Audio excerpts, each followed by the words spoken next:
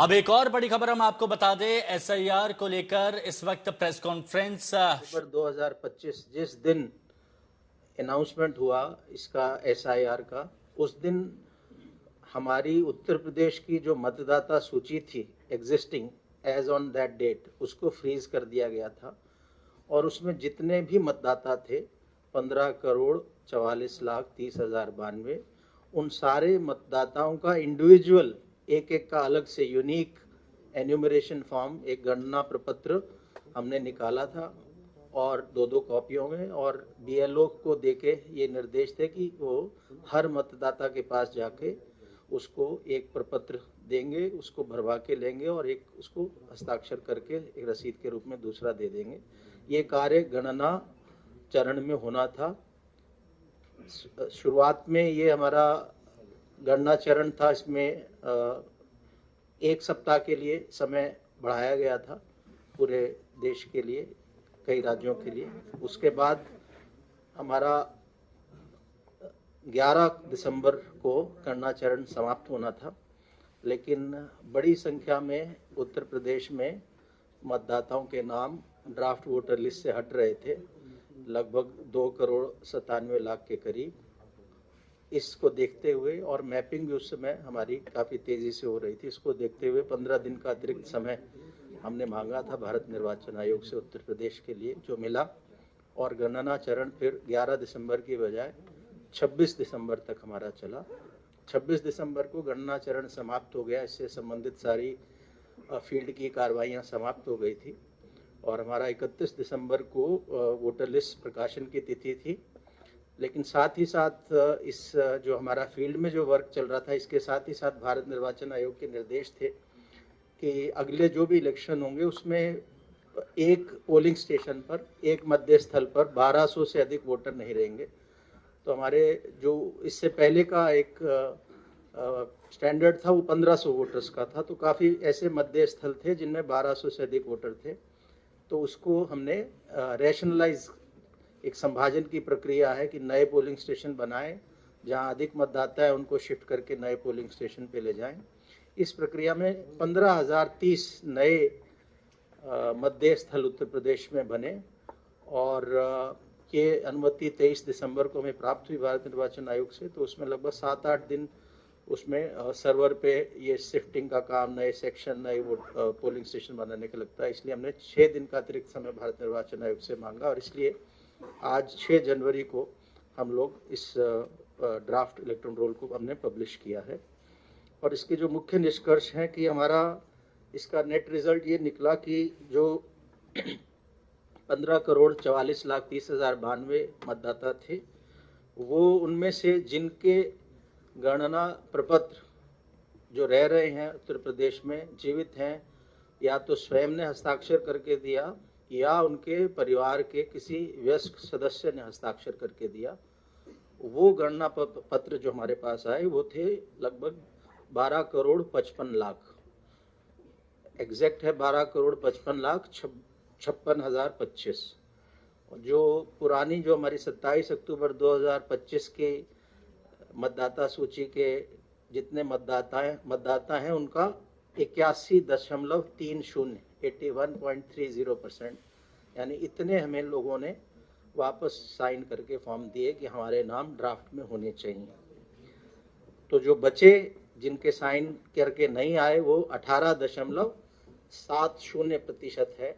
और उसका जो ब्रेकअप है किन वजहों से वो फॉर्म्स नहीं आए, वो है कि जो मतदाता जिनके बारे में फील्ड की भ्रमण के बाद बीएलओ को ये सूचना प्राप्त हुई कि इनकी डेथ हो गई, ऐसे मृत मतदाता 46.23 लाख थे, जो 27 अक्टूबर 2025 की मतदाता सूची का 2.99% है।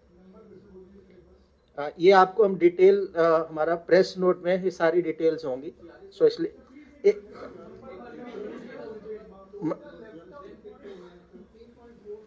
एक मिनट, हम क्वेश्चन बाद में लेंगे, थोड़ा मैं कोशिश कर रहा हूँ आपको साफ। सो मृतक मतदाता 46.23 लाख, 46.23 लाख, और परसेंटेज के टर्म्स में 2.99% या 2.99%। स्थानांतरित मतदाता जो अपने निवास स्थान से कहीं और शिफ्ट कर गए, वो घर छोड़ दिया जहां उन्होंने वोटर लिस्ट में जब अपना नाम दर्ज कराया था, जिस घर में थे, स्थायी रूप से स्थानांतरित हो गए, या वो लापता या अनुपस्थित रहे, या उनको फील्ड में बीएलओ को मिले नहीं, ऐसे 2.17 करोड़ मतदाता हैं। 2.17 करोड़। और अगर प्रतिशत में कहें तो 14.06, 14.06%। और तीसरी श्रेणी है जो मतदाता सूची में एक से अधिक स्थानों पर पंजीकृत पाए गए, ऐसे 25.47 लाख, 25.47 लाख वोटर्स थे, जो 1.65% है। सो कुल मिलाकर जो अनकलेक्टेबल था, जिनका नाम ड्राफ्ट वोटर लिस्ट में नहीं आया, वो 2.89 करोड़ या 18.70%, 18.70% है। सो फाइनल हमारी जो आज फाइनल मतलब आज जो ड्राफ्ट वोटर लिस्ट हो रही है पब्लिश, उसमें 12,55,56,025 मतदाता हैं। और इसमें हमारे सभी 75 जनपदों के जिला निर्वाचन अधिकारियों, 403 हमारी विधानसभाएं उनके निर्वाचक रजिस्ट्रीकरण अधिकारियों, 2042 सहायक निर्वाचक रजिस्ट्रीकरण अधिकारियों, और हमारे 1,62,486 बूथ जो थे संभाजन से पूर्व, उतने बूथ लेवल अधिकारियों ने वॉलंटियर्स के साथ इस काम को अंजाम दिया। तो बहुत बड़ी संख्या में ये जो हमारे पास मतदाताओं से संपर्क करके हम लोग एन्यूमरेशन फॉर्म्स को, साइंड एनेशन फॉर्म्स को कलेक्ट कर पाए। और इसमें राजनीतिक दलों द्वारा नियुक्त बूथ लेवल एजेंट्स, BLA, इनका भी सहयोग रहा। तो 5,76,611 बूथ लेवल एजेंट्स सभी मान्यता प्राप्त राजनीतिक दलों द्वारा दिए गए, और इनकी भी सहायता हमने ली। अब आज जब हम आलेख्य प्रकाशन कर रहे हैं, ड्राफ्ट इलेक्टोरल रोल पब्लिश कर रहे हैं, तो उसके बाद 1 महीने की अवधि है, जिसको हम दावा एवं आपत्ति अवधि बोलते हैं, क्लेम्स एंड ऑब्जेक्शंस पीरियड। ये 6 जनवरी से, आज से दावा आपत्ति लोग दे सकते हैं, वो 6 फरवरी तक ये दावा आपत्ति का पीरियड रहेगा इस रिवीजन, इंटेंसिव रिवीजन में। और साथ ही साथ 6 जनवरी से नोटिस चरण भी शुरू हो रहा है। तो ऐसे मतदाता जिनका मैपिंग नहीं हुआ था, विगत प्रगाढ़ पुनरीक्षण की इलेक्टोरल रोल से, जो उत्तर प्रदेश में 2003 में हुआ था और भारत के अन्य राज्यों में 2002 से लेकर 2006 तक था, तो उस इलेक्टोरल रोल से जिस भी मतदाता का गणना चरण में एन्यूमरेशन फॉर्म साइन होके मिला, उन्हीं के लिए मैपिंग का शब्द रेलेवेंट है। तो जब हमें फॉर्म मिला, उस फॉर्म में ही 2 कॉलम्स थे। एक में था कि यदि मतदाता का स्वयं का नाम विगत इंटेंसिव रिवीजन में रहा हो इलेक्टोरल रोल में, उत्तर प्रदेश या देश के किसी भी रोल में, तो वो अपना विवरण दे रहा था। अगर उसका नाम स्वयं का नहीं था तो अपने माता पिता या ग्रैंड पेरेंट्स, दादा दादी या नाना नानी में से दे रहा था। उसको हम मैपिंग बोलते हैं। जहां ऐसे करेक्ट इन्फॉर्मेशन मिल गई तो उसको हमने मैप बोला कि इलेक्टोरल मैप हो गया। तो हमारा लगभग 91% से अधिक मैपिंग उत्तर प्रदेश में हुई। सो मैपिंग की जब बात कर रहे हैं तो वो केवल ये जो 12,55,56,025 इन्हीं के कॉन्टेक्स्ट में है, और हमारा 8% के आसपास, 8 से थोड़ा ज़्यादा परसेंट अभी मैप नहीं हुआ। तो ऐसे लोगों को नोटिस जाएंगे, जिसको अनमैप्ड कैटेगरी के इलेक्टर बोलते हैं, और 1,04,00,000 के पास, 4 लाख के आसपास ऐसे वोटर हैं जिनको नोटिस जाएगा। तो 6 जनवरी से अब हमारा नोटिस चरण भी प्रारंभ हो गया है, और दावे आपत्तियों का निस्तारण भी करेंगे। ये 27 फरवरी तक चलेगा। तो जहां तक मतदाता का प्रश्न है, उसे 6 फरवरी का दिन याद रखना चाहिए, ताकि दावा आपत्ति जो उसको करना है वो 6 फरवरी से पूर्व ही कर देनी है।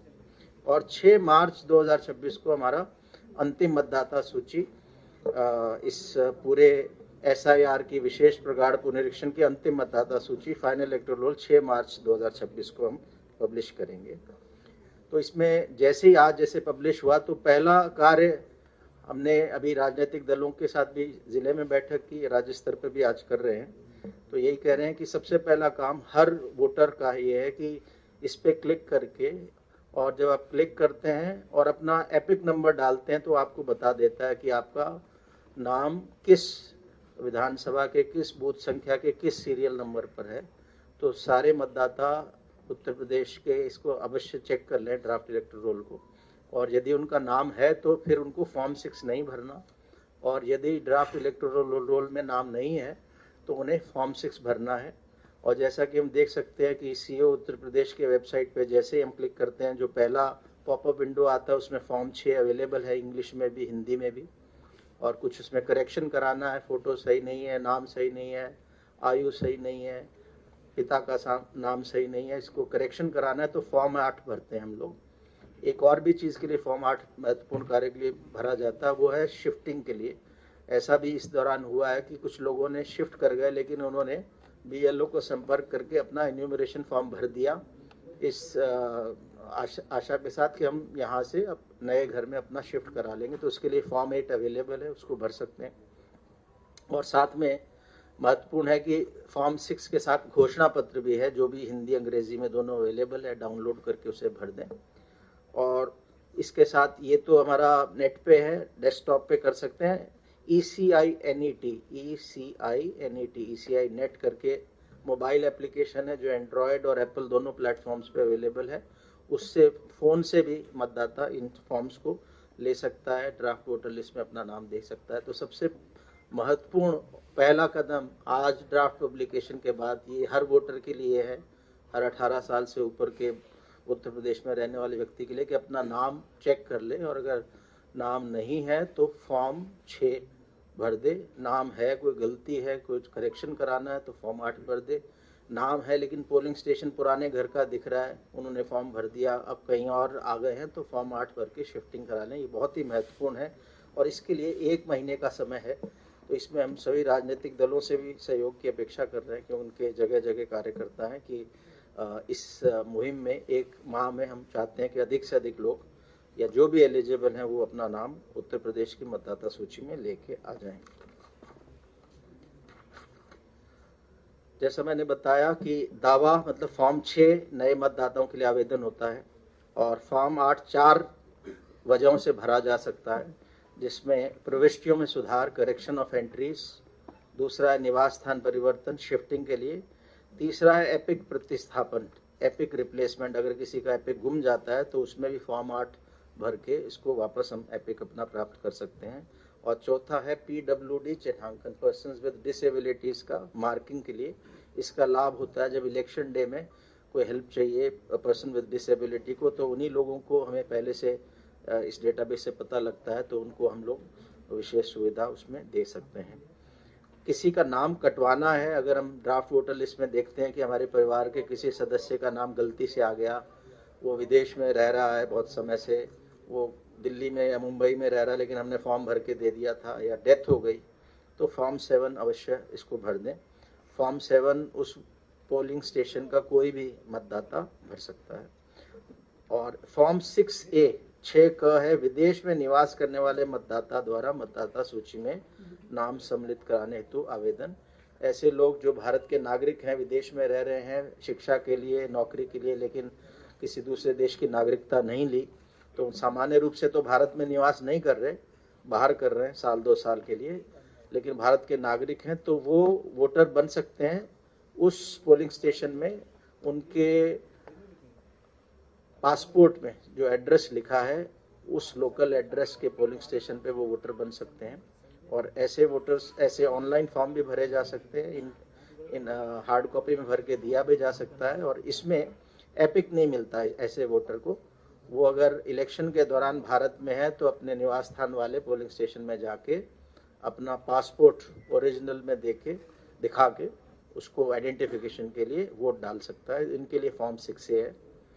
और आवेदन पत्र जैसे बताया कि इससे डाउनलोड कर सकते हैं। ऑनलाइन भरना है तो voters.eci.gov.in पे जाके ऑनलाइन भर सकते हैं, डाउनलोड की जरूरत नहीं, उसी पे एंट्री किया, उसी पे अपलोड किया डॉक्यूमेंट, और उसको ऑनलाइन ही सबमिशन हो जाता है। और चाहे तो डाउनलोड करके फिजिकली भर के हमारे अपने बूथ लेवल ऑफिसर्स को आप दे सकते हैं। और वोटर रजिस्ट्रेशन सेंटर है हर तहसील में, जहां एसडीएम बैठते हैं उनके एक वोटर रजिस्ट्रेशन सेंटर है, उस पर भी दे सकते हैं। और हमने इस दौरान जो गणना चरण के दौरान राजनीतिक दलों के साथ कई चरणों में बैठकें हुई। राज्य स्तर पर 3 बैठक हुई, जिला स्तर पर जिला निर्वाचन अधिकारी के साथ हुई, और इलेक्टोरल रजिस्ट्रेशन ऑफिसर जो एसडीएम स्तर के हमारे अधिकारी हैं उनके स्तर पे भी बैठकें हुई। कुल 1546 ऐसी बैठकें हमने राजनीतिक दलों के साथ इस गणना चरण में किया। और तो अब आज की तारीख में फॉर्म वो भर सकते हैं वो लोग जो 1 जनवरी 2026 को 18 साल के पूरे हो रहे हैं, यानी 1 जनवरी 2008 से पहले जिनका जन्म हुआ है, 1 जनवरी 2008 को जन्म हुआ है या उससे पहले जन्म हुआ है, उनका वोट नहीं बना हुआ है, तो वो लोग फॉर्म भर सकते हैं। फॉर्म तो यूं 1 अक्टूबर 2026 को जो 18 साल का हो रहा है वो भी भर सकता है, लेकिन उसका नाम ये जो 6 मार्च की मतदाता सूची आएगी उसमें नहीं होगा, क्योंकि वो लोग एलिजिबल हो रहे हैं 1 अप्रैल को, 1 जुलाई को या 1 अक्टूबर को, लेकिन उनके फॉर्म वो अभी भर सकते हैं, ऑनलाइन भी फॉर्म भर सकते हैं। सो उनका फॉर्म पड़ा रहेगा, उसकी प्रोसेसिंग जब ये हमारी फाइनल वोटर लिस्ट जारी हो जाएगी उसके बाद, यानी जिनका 1 अप्रैल 2026 को हो रहा है उनका अप्रैल में वोट बन जाएगा, जिनका 1 जुलाई को जो 18 साल के हो रहे हैं उनका जुलाई महीने में बन जाएगा, और जिनका 1 अक्टूबर 2026 को जो 18 साल के हो रहे हैं वो अक्टूबर 2026 में वोटर बन जाएंगे। यानी आज की तारीख में 17.25 साल से ऊपर के लोग वोट फॉर्म 6 भर सकते हैं। और हम चाहेंगे आपके माध्यम से ये जानकारी युवा छात्रों को मिले कि अगर वो 1 अक्टूबर 2026 को 18 साल के हो रहे हैं तो वो फॉर्म अभी भी भर सकते हैं। बस महत्वपूर्ण है कि अभी जो नाम आएगा हमारी 6 मार्च को वो केवल उन लोगों का आ पाएगा जिनका 1 जनवरी 2026 को 18 साल की आयु पूरी हो गई थी। गणना चरण में निर्देश ये थे, बीएलओस को हमने फॉर्म 6 भी दिया था कि आप जब घर जाए तो पुराना वोटर जिसका नाम ऑलरेडी है उसको तो एन्यूमरेशन फॉर्म दें, गणना चरण दें, हस्ताक्षर कराएं, लेकिन ऐसे लोग जिनका नाम नहीं है, नए वोटर बनना चाहते हैं, उनको फॉर्म 6 दें। तो ऐसे लगभग 15,78,483 हमारे फॉर्म 6 ऑलरेडी भर के हमारे सिस्टम में आ गए हैं। फिजिकली तो इससे ज़्यादा आए हैं, क्योंकि पिछले जब से हम रैशनलाइजेशन कर रहे थे 8-9 दिनों में वो ऑनलाइन नहीं हो पाए, तो ये 15,78,483 वो हैं जो सिस्टम में ऑलरेडी आ गए, लेकिन हमारा अंदाज़ा है इससे काफ़ी ज़्यादा पिछले 9-10 दिनों में हमारे ऑफिसर्स के पास फॉर्म 6 आ गए।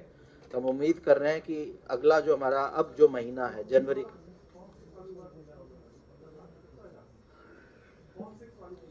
15,78,483 15,78,483 तो ऑलरेडी हमारे सिस्टम में आ चुके हैं। तो इनका सिर्फ हम फॉर्म भर पाए थे गणना चरण में, इनका नाम अब जुड़ेंगे। इनमें से जो लोग पात्र होंगे जिन्होंने घोषणा, इनमें से वो लोग भी हैं जिन्होंने घोषणा पत्र नहीं भरा, यानी 27 अक्टूबर 25 से पहले भरा था, तो बीएलओस के माध्यम से उन वोटर्स को बताया जाएगा कि आप इस घोषणा पत्र को भी भर दें, और एक दस्तावेजों की सूची है उसमें से कोई एक दस्तावेज दे दें। 11 दिसंबर को जब हमारा पहला समय हमें मिला था भारत निर्वाचन आयोग से और समय अवधि खत्म हो रही थी गणना चरण की, उस समय तक हमारा काम लगभग पूरा हो गया था। लेकिन जैसा मैंने बताया कि बड़ी संख्या में 2,97,00,000 के आसपास ऐसे नाम निकल के आ रहे थे, तो हमने 15 दिन का अतिरिक्त समय मांगा कि हम प्रयास करेंगे कि जो हमारे राजनीतिक दलों के बूथ लेवल एजेंट्स हैं इनके माध्यम से वरिष्ठ अधिकारियों को लगा के कि कोई बीएलओ की गलती से मिस ना हो गए हो नाम। सो उसमें हमें काफ़ी बीएलएस से हमने वोटर लिस्टें शेयर की थी, वो हमारे जिला निर्वाचन अधिकारी के वेबसाइट पे भी लगा दी थी कि कौन लोग, वोटर लिस्टें नहीं, कौन लोग अनुपस्थित, कौन लोग मृतक हैं, कौन लोग स्थायी रूप से स्थानांतरित हैं। ये सारी लिस्टें 12 दिसंबर से राजनीतिक दलों के बूथ लेवल एजेंट्स को रिसीव करा दी गई थी और जिला निर्वाचन अधिकारी के वेबसाइट पे विधानसभा वार, बूथवार अपलोड कर दी गई थी, वो लोग देख सकते थे। तो इस जो 15 दिन का अतिरिक्त समय मिला उसका लाभ ये मिला कि हमें लगभग 8-9 लाख अधिक वोटर हम